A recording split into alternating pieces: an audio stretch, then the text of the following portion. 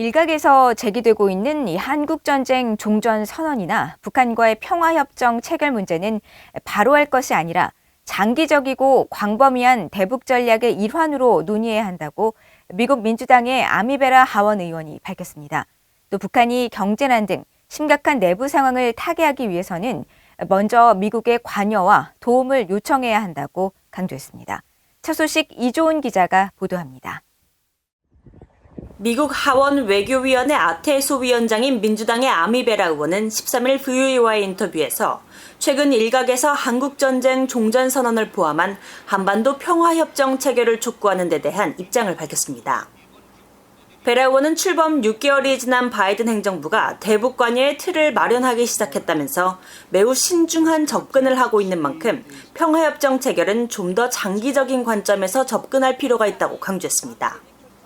But can we start laying down the framework? So, I wouldn't jump straight to peace treaty. I would start laying out those measures that allow us to move forward. And again, I think the Biden administration is taking a careful, measured approach. Any declaration like that has to be part of a longer, broader conversation and so forth.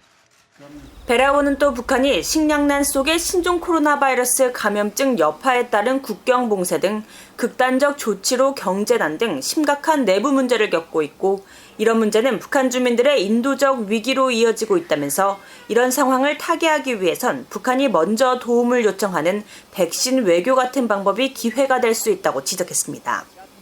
Yeah, I think the North is finding itself challenged right now. Again, I think there's opportunities to perhaps work on some of the humanitarian side, perhaps work on some of the vaccine diplomacy, providing vaccines to help defeat COVID. But again, the North has to ask for that. The North has to come to the table and say, can you help us here? 베라 의원은 만일 북한이 미국의 인도적 지원을 요청할 경우 미국 의회 내 지지는 있을 것이라고 말하고 백신 등 지원 물자가 올바른 곳에 잘 전달되는지 모니터링이 필요한데 북한은 이를 위한 요원들의 현장 접근을 허용하지 않고 있다고 비판했습니다. 베라 의원은 이어 북한 문제와 관련한 미국과 한국 정부 간 조율 상황에 대해선 내년 3월 선거를 앞둔 한국 문재인 정부가 분명히 맞추고 있는 시간표가 있는 것으로 알고 있다면서 바이든 행정부가 북한은 물론 한일 관계와 미한일 3자 관계를 파악하고 조율할 시간을 줘야 할 것이라고 강조했습니다.